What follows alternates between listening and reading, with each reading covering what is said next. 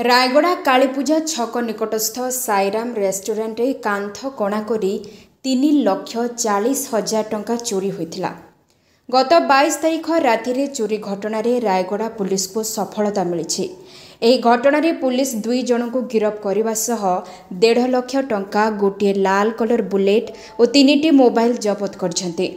अभियुक्त द्वय हेले रूपेश नाग और पंकज कंडाकिरी। पंकज साईराम रेस्टोरेंट रे सप्लायर बॉय भाव में काम करुथिले बोली रायगड़ा एसडीपीओ रश्मिरंजन सेनापति सांबादिक सम्मेलन रे सूचना दैछन्ते।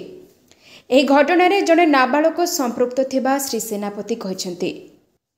पंकज कंडाकिरी एही चोरी घटनार मास्टर माइंड थिबा बेले एही घटना रे संपृक्त पिंकू ट्राकी फेरार अछि।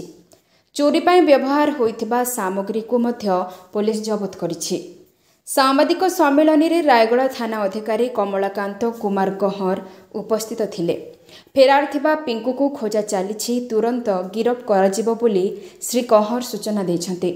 सूचना योग्य गत 22 तारीख राति रे साईराम रेस्टोरेंट रो प्राय 3,40,000 टंका सीसी कैमेरा, हार्ड डिस्क आदि चोरी होइथिबा नै मालिक एम श्रीनिवास राव रायगड़ा थाना रे लिखित अभियोग करथिले।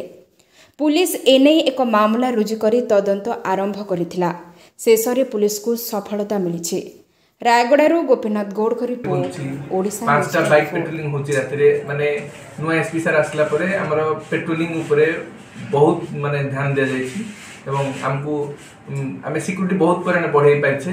जिनकी गत दिन रे साइबरा नगर चोरी होतला, वर्तमान हमर साइबरा नगर प्रायतः बंद हो जायछि।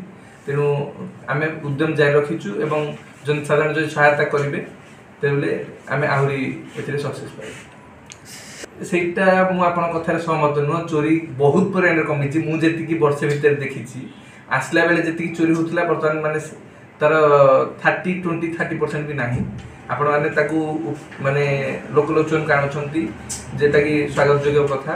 आ लोक जदी जनसाधारण जदी हमकु कोऑपरेट करिवे, जेमति कि जन घर को सीसीटीवी देखिबा को जाउछे से सीसीटीवी देखिबा पे अलाउ करनाहंती, तो आमे आपण माध्यम अनुरोध करिवु कि लोक जनसाधारण टिके सचेतन होंतु एवं हमकु तदंतर सहायता करंतु, जा फल आमे माने अब आसंता दिन रे चोरी को एकदम बंद करता।